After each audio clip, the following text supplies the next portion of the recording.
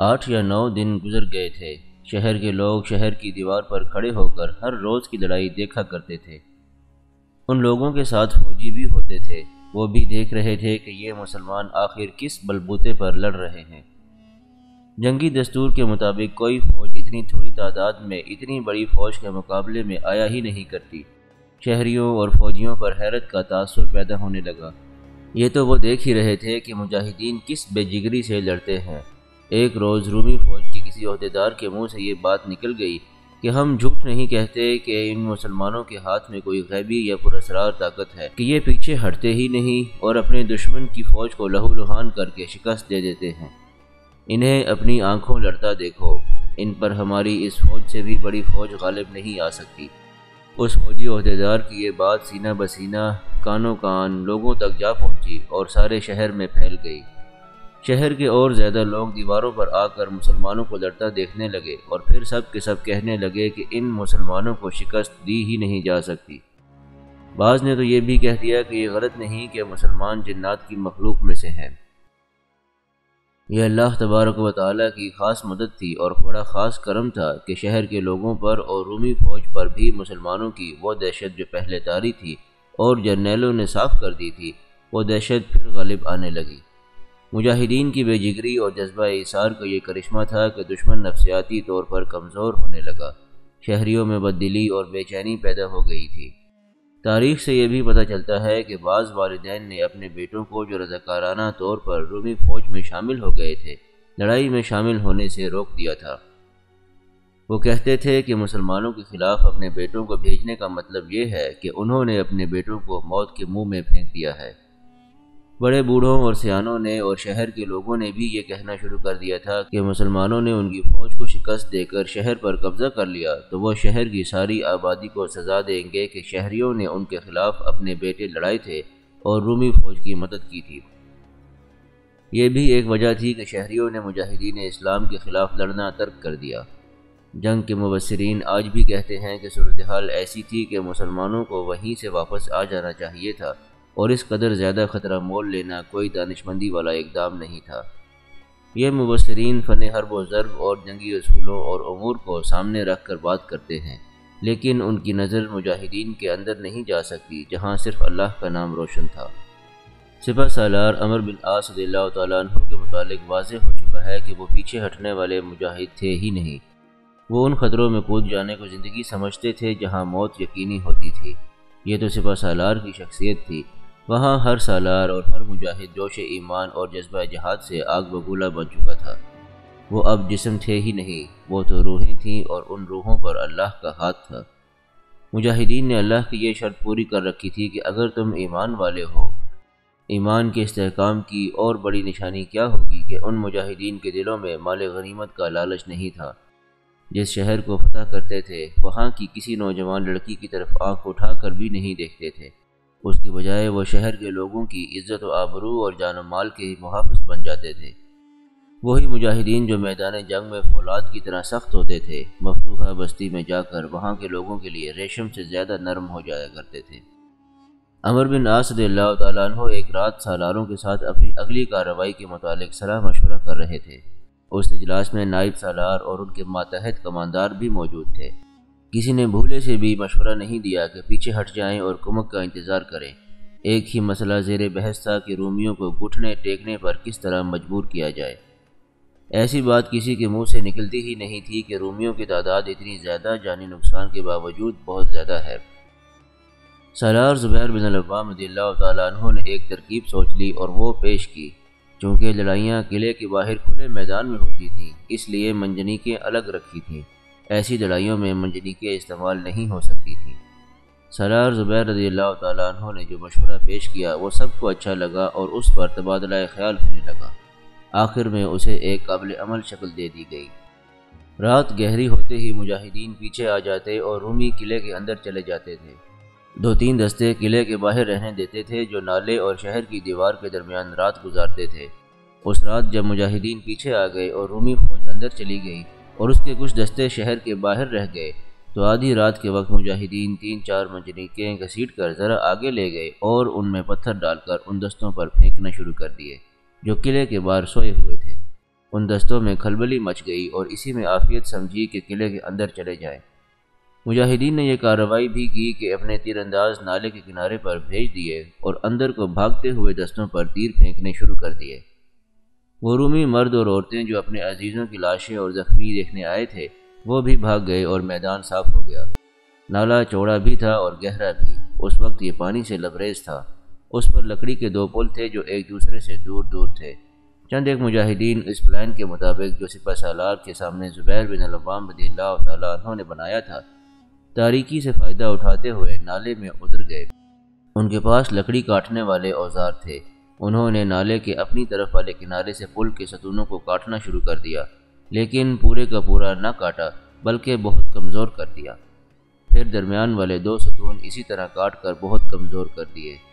یہ کام آسان نہیں تھا، پانی کے بہاؤ میں اپنے آپ کو ایک جگہ رکھنا محال ہو رہا تھا۔ بہرحال مجاہدین نے وہ کام کر دیا جو زبیر بن العوام رضی اللہ تعالیٰ عنہ نے بتایا تھا۔ مجاہدین نالے سے نکل آئے۔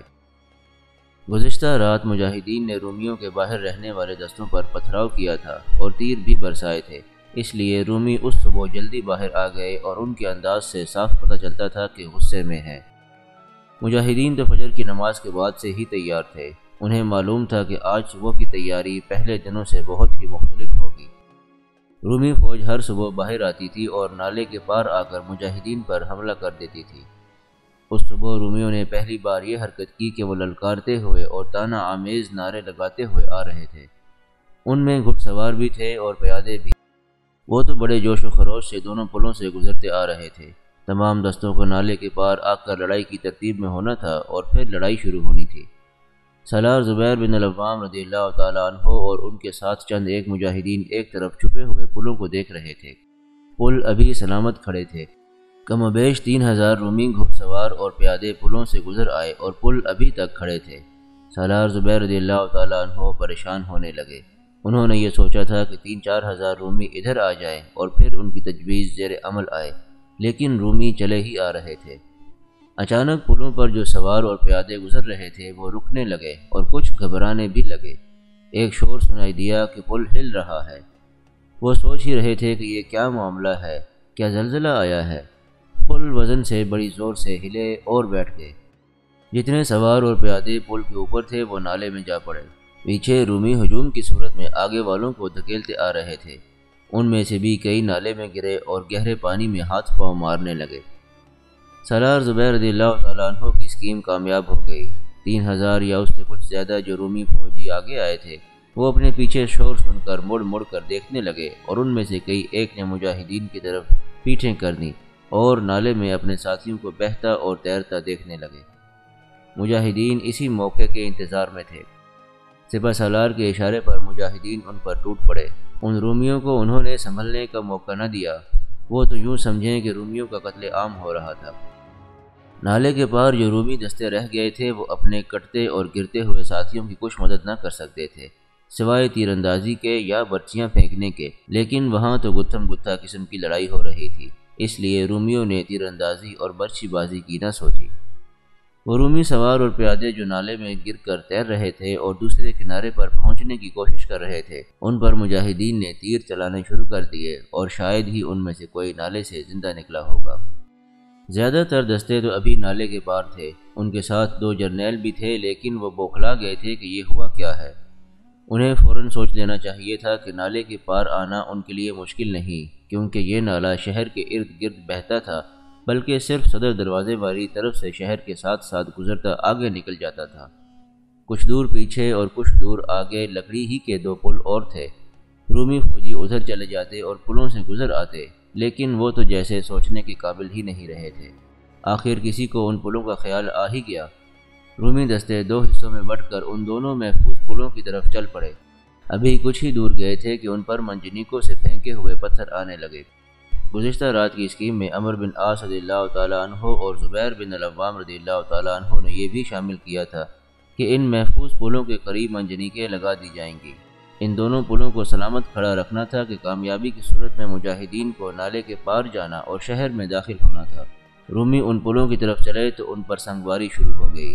پتھر زیادہ وزنی نہیں پھینکے جا رہے تھے، کیونکہ اس طرح ایک کے بعد دوسرا پتھر پھینکنے میں زیادہ وقت لگ جاتا تھا۔ ذرا کم وزن کے پتھر زیادہ تیزی سے پھینکے جا رہے تھے۔ ایک پتھر کسی ایک آدمی یا ایک گھوڑے کو لگتا تھا، لیکن دہشت اتنی زیادہ ہوتی تھی کہ رومی فوجی ان پتھروں سے بچنے کے لیے ایک دوسرے کے پیچھے ہو رہے تھے۔ پتھر دائیں اور بائیں سے آ رہے تھے۔ پیچھے شہر کی دیوار تھی اور آگے نالا تھا، اس لیے رومی دستے ایک دوسرے کو اس طرح دبانے لگے جیسے سر کے گھنے بال آپس میں الجھ جاتے ہیں۔ اگر انسان انسانوں کو دباتے تو اتنا نقصان نہ ہوتا۔ وہاں تو گھوڑے بھی تھے اور ان پر ان کے سوار تھے۔ اس قیامت خیز ہڑبونگ میں گھوڑے پیچھے بھی ہٹتے تھے اور دائیں بائیں بھی سرکتے تھے۔ اس طرح پیادے گھوڑوں کے درمیان آ کر کچلے گئے اور بعض دم گھٹنے سے مر گئے۔ وہاں کوئی اچھا بھلا آدمی گرا تو وہ گھوڑوں اور پیادوں کے پاؤں تلے کچلا مسلا گیا۔ مجاہدین نے اپنے کنارے پر کھڑے ہو کر اس ہجوم پر تیروں کی بوچھاڑیں پھینکنی شروع کر دیں۔ شہر کے لوگ سامنے دیوار پر کھڑے اپنی فوج کا یہ حشر دیکھ رہے تھے۔ یہ محض بھگدڑ کا مظاہرہ تھا۔ شہر کے اندر ابھی فوج موجود تھی۔ اگر اس کے کمانڈر اپنے دماغ حاضر رکھتے تو پچھلے دروازوں سے اپنے دستوں کو نکال کر باہر لے آتے اور دور کے پلوں سے گزار کر مجاہدین پر پہلوؤں سے حملہ کر سکتے تھے، لیکن وہ تو جیسے عقل کے اندھے ہو گئے تھے، اور یہ اللہ کی ایک خاص مدد تھی جو اس کی ذات باری ایمان والوں کو دے رہی تھی۔ اندر آنے والوں نے صرف یہ کیا کہ نالے کی طرف والا ایک دروازہ کھول دیا تاکہ باہر کے فوجی اندر آ سکیں۔ اس دروازے کے سامنے نالے کا موڑ آتا تھا جس سے نالا دیوار کے کچھ اور قریب ہو گیا تھا۔ اس سے مجاہدین نے یہ فائدہ اٹھایا کہ اس موڑ پر اپنی طرف والے کنارے پر چلے گئے اور جو رومی دروازے سے اندر جانے لگے تھے مجاہدین ان پر تیر پھینکتے تھے۔ اس طرح انہوں نے بہت سے رومیوں کو اس دروازے پر ہی رکھا۔ کچھ تو تیر کھا کر اندر جا گرے اور کچھ تڑپتے ہوئے باہر ہی رہے اور گرتے رہے۔ سپہ سالار عمرو بن عاص رضی اللہ تعالیٰ عنہ نے حکم دیا کہ 2-3 منجنیقوں کو نالے کے قریب لے جا کر اس طرح پتھر پھینکے جائیں کہ دیوار کے اوپر سے شہر کے اندر گریں۔ اس حکم پر فوری طور پر عمل شروع ہو گیا۔ بعض پتھر دیوار پر اس جگہ بھی لگتے تھے جہاں شہر کے لوگ اور فوجی کھڑے تماشا دیکھ رہے تھے۔ اس سنگباری سے کچھ زخمی ہوئے اور باقی وہاں سے اتر گئے۔ ان لوگوں نے اور شہر پر سنگباری نے شہر کے لوگوں میں بھگدڑ مچا دی اور لوگ دوسری طرف کے دروازوں سے بھاگنے لگے۔ ایک طرف سے سالار زبیر بن العوام رضی اللہ تعالیٰ عنہ مجاہدین کی ایک بڑی جماعت کو ساتھ لے کر دور کے پل سے نالے سے گزر گئے۔ دوسری طرف سے سالار عبادہ بن صامت رضی اللہ تعالیٰ عنہ نے مجاہدین کی ایک جماعت ساتھ لی اور وہ اس طرف والے پل سے گزرے۔ انہوں نے اس چال کے لیے موقع موزوں دیکھ لیا تھا۔ دونوں سالار بڑی ہی تیزی سے اس دروازے کی طرف آ گئے جو بعد میں کھلا تھا۔ مجاہدین نے اس طرف تیر اندازی روک دی اور سالار زبیر بن العوام رضی اللہ تعالیٰ عنہ اپنے مجاہدین کے ساتھ اس دروازے سے اندر چلے گئے۔ سالار عبادہ بن صامت رضی اللہ تعالیٰ عنہ بھی اسی دروازے سے اندر گئے، لیکن ان کے کچھ مجاہدین نے دیکھا کہ صدر دروازے سے بھی اندر جا سکتے ہیں تو وہ ادھر سے اندر گئے۔ ان مجاہدین نے بھاگ کر اندر آنے والے دہشت زدہ رومی فوجیوں پر حملہ کر دیا۔ اس کے ساتھ ہی مجاہدین نے شہر کے دروازے کھولنے شروع کر دیے۔ شہر خاصا وسیع و عریض تھا، فاصلے زیادہ تھے، پھر بھی کچھ وقت بعد 3-4 دروازے کھل چکے تھے۔ عمرو بن عاص رضی اللہ تعالیٰ عنہ نے مجاہدین کی ایک اور جماعت کو شہر میں داخل ہونے کے لیے بھیج دیا۔ اندر گئے ہوئے دونوں سالاروں نے اعلان کروانے شروع کر دیے کہ شہری بھاگنے کی کوشش نہ کریں، ان کے جان و مال کی اور گھروں کی حفاظت کی جائے گی۔ ساتھ یہ بھی کہا گیا کہ کوئی شہری اپنے فوجیوں کی مدد نہ کرے ورنہ اسے قتل کر کے اس کے گھر کو آگ لگا دی جائے گی۔ اس لڑائی کا تفصیلی ذکر کرنے والے مورخین نے لکھا ہے کہ مصر کے قبطی عیسائی پہلے ہی کہتے تھے کہ مسلمان جس طرح فتح پر فتح حاصل کرتے آ رہے ہیں، اس سے یہی نظر آتا ہے کہ یہ سارے مصر پر قبضہ کر لیں گے، بہتر یہی ہے کہ مسلمانوں کا ساتھ دیا جائے۔ یہ باتیں کرتے وہ ہرقل اور کیرس کے ظلم و ستم کو ضرور یاد کرتے تھے۔ کریون کے اندر قبطی عیسائیوں نے رومیوں کا ساتھ چھوڑ دیا اور مجاہدین کے ساتھ تعاون شروع کر دیا۔ تاریخ میں ایسا واضح اشارہ بھی ملتا ہے کہ بعض شہریوں نے تلواروں اور برچھیوں سے رومی سپاہیوں کو مارنا شروع کر دیا تھا۔ جرنیل تھیوڈور اور دوسرے جرنیل کہیں نظر نہیں آ رہے تھے۔ ایک طرف سے آواز آئی کہ ہمارے جرنیل پچھلے دروازے سے بھاگ گئے ہیں۔ یہ ایک آواز کئی آوازیں بن گئیں اور سارے شہر میں خبر پھیل گئی کہ جرنیل اور دوسرے کمانڈر اپنی فوج کو چھوڑ کر بھاگ گئے ہیں۔ اس خبر کا یہ اثر ہوا کہ ان کے فوجی بھی بھاگنے لگے، لیکن انہیں بھاگنے نہ دیا گیا۔ اب تمام مجاہدین اندر آ چکے تھے۔ انہوں نے رومیوں کو کاٹنا شروع کر دیا۔ آخر کریون پوری طرح مجاہدین اسلام کے قبضے میں آ گیا۔ یہ فتح ایک معجزے سے کم نہ تھی۔ خود مجاہدین اور ان کے سالار بھی حیران تھے کہ انہوں نے یہ فتح کس طرح حاصل کر لی ہے۔ رومیوں پر تو اس کا بہت ہی برا اثر پڑا۔ جرنیل تھیوڈور نے اپنی فوج کے جو حوصلے اور جو جذبہ بڑی مشکل سے زندہ بیدار کیا تھا وہ پھر دم توڑ گیا۔ اب سکندریہ مجاہدین کی آخری منزل تھی، لیکن بہت ہی دشوار اور خطرناک۔ مدینہ منورہ میں خوشیاں منائی جا رہی تھیں اور بزنطیہ میں صف ماتم بچھ گئی تھی۔ کریون کی فتح کی اطلاع مدینہ منورہ اور بزنطیہ تقریباً ایک ہی وقت پہنچی تھی۔ مدینہ میں امیر المومنین حضرت عمر رضی اللہ تعالیٰ عنہ نے اعلان کیا تھا کہ مسجد میں اکٹھے ہو جائیں، مصر کی محاذ کی خبر آئی ہے۔ لوگوں کے کان محاذوں کی خبروں کی طرف ہی لگے رہتے تھے۔ اس وقت مصر ایک ایسا محاذ تھا جو لوگوں کی دعاؤں کا مرکز بنا ہوا تھا۔ سب جانتے تھے کہ مجاہدین کی تعداد بہت ہی تھوڑی ہے اور رومیوں کی تعداد کئی گنا زیادہ ہے۔ مدینہ کے لوگوں کو یہ بھی معلوم تھا کہ تمام بزرگ صحابہ کرام مصر پر فوج کشی کے خلاف تھے۔ امیر المومنین حضرت عمر رضی اللہ تعالیٰ عنہ نے سپہ سالار عمرو بن عاص رضی اللہ تعالیٰ عنہ کو اجازت دے دی تھی، لیکن ان کا ذہن بھی ایک مقام پر آ کر بٹ گیا تھا۔ یہ تو اللہ کا خاص کرم تھا اور سپہ سالار عمرو بن عاص رضی اللہ تعالیٰ عنہ کی غیر معمولی قوت ارادی اور عسکری قابلیت کا کرشمہ تھا کہ مصر سے پیش قدمی اور فتح کی ہی خبریں آ رہی تھیں۔ مصر سے جب قاصد کوئی اطلاع لے کر آتا تھا تو یہ اطلاع اگر فتح کی ہوتی تو حضرت عمر رضی اللہ تعالیٰ عنہ لوگوں کو مسجد میں اکٹھا کر کے قاصد سے کہتے کہ وہ پیغام سنائے۔ کریون کی فتح کا پیغام بھی لوگوں کو سنایا گیا۔ پھر قاصد نے زبانی بتایا کہ کریون کس طرح غیر معمولی کارنامے کر کے فتح کیا گیا ہے۔ امیر المومنین حضرت عمر رضی اللہ تعالیٰ عنہ نے شکرانے کے نفل با جماعت ادا کیے اور پھر سب سے کہا کہ روح کی گہرائیوں سے مجاہدین کی کامیابی کی دعا کریں۔ مصر کے دارالحکومت سکندریہ سے جب کریون کی شکست کا پیغام سلطنت روم کے دارالحکومت بزنطیہ پہنچا تو کنستانس تڑپ اٹھا۔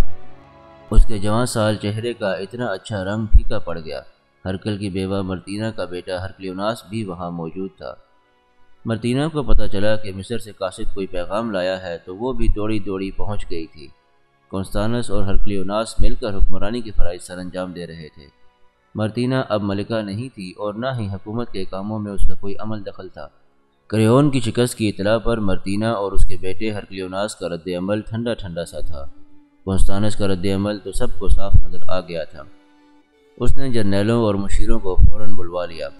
اب صرف سکندریہ رہ گیا ہے۔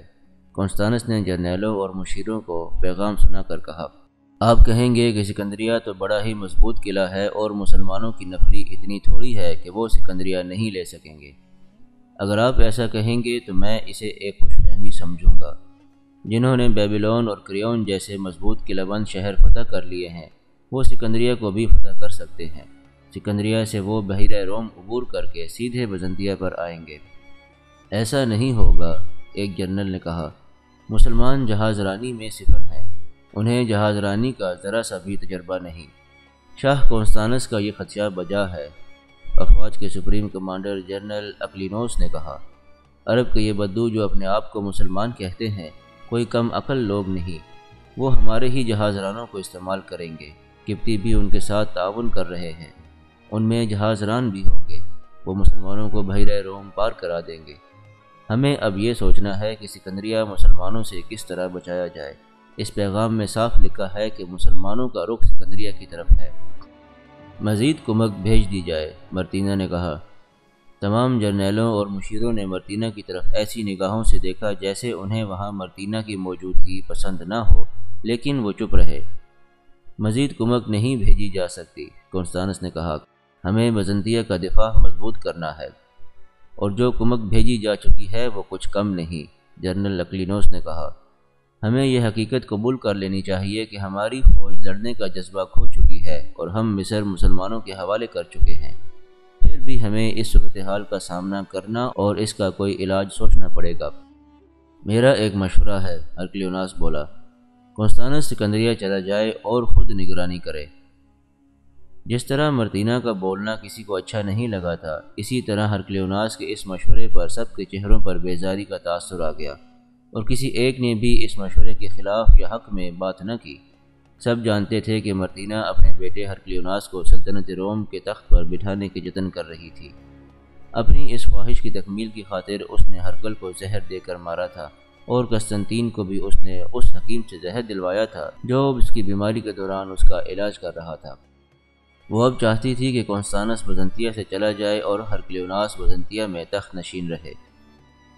ہرکلیوناس کے اس مشورے کے پیچھے کہ کونستانس مصر چلا جائے، جو ذہنیت کار فرما تھی، اسے سب سمجھتے تھے، اسی لیے کسی نے بھی اس کو توجہ نہ دی۔ جنرل اکلینوس نے مشورہ دیا کہ ابھی پیغام لکھوا کر اسی قاصد کے ہاتھ سکندریہ بھیج دیا جائے۔ مصر میں جو رومی فوج تھی اس کا commander in chief general Theodore تھا۔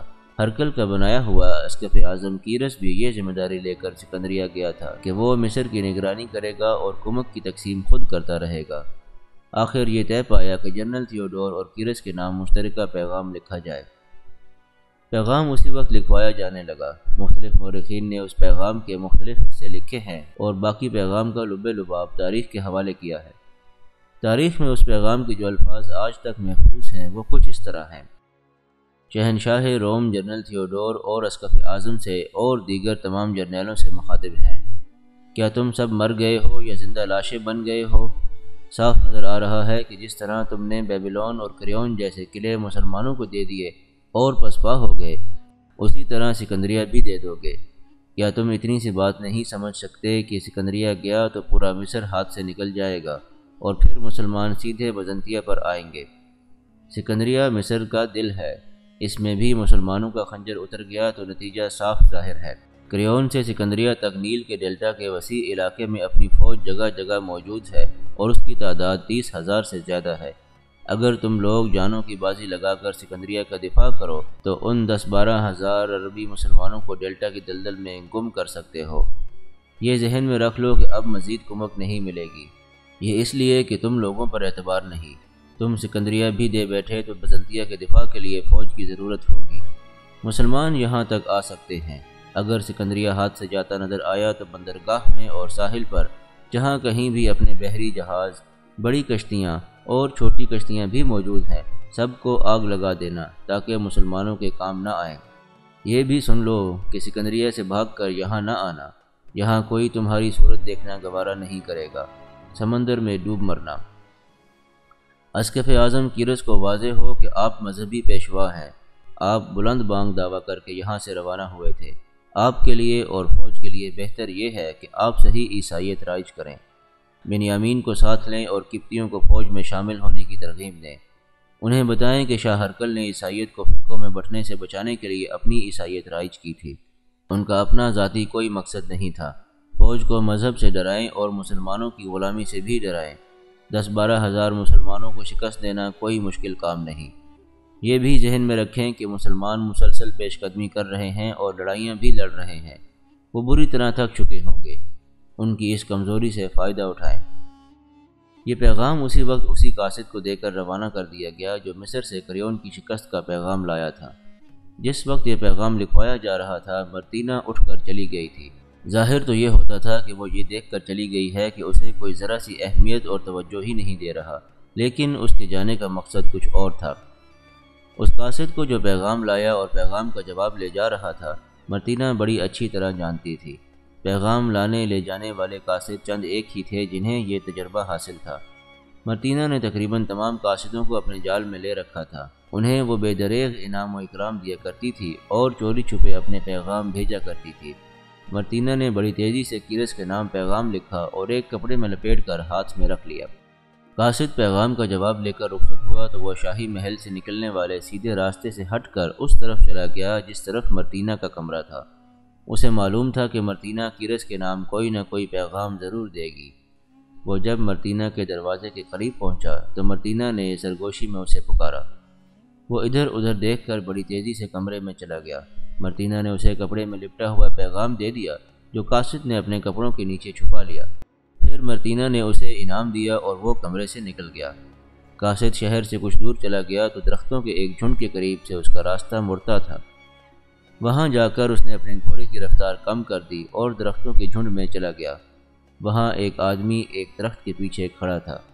قاصد نے مرتینہ کا پیغام اپنے کپڑوں کے نیچے سے نکال کر اس آدمی کو دے دیا اور رخصت ہو گیا۔ مرتینہ اپنے خفیہ پیغام بھیجتی رہتی تھی، لیکن کسی وقت کسی طرح اس کا یہ راز کھل گیا اور جنرل اکلینوس تک جا پہنچا۔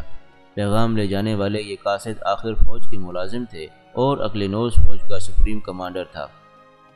اس نے تمام قاصدوں کو خفیہ طور پر بڑی سختی سے کہا کہ جب کبھی مرتینہ کسی کو قیرس یا جنرل تھیوڈور کے نام پیغام دے تو وہ اس سے لے لے، اور شہر سے باہر اسے ایک آدمی ملے گا، یہ پیغام اس کے حوالے کر دے، اور پھر کبھی مرتینہ سے ملاقات ہو تو اسے بتا دے کہ اس کا پیغام پہنچا دیا گیا تھا۔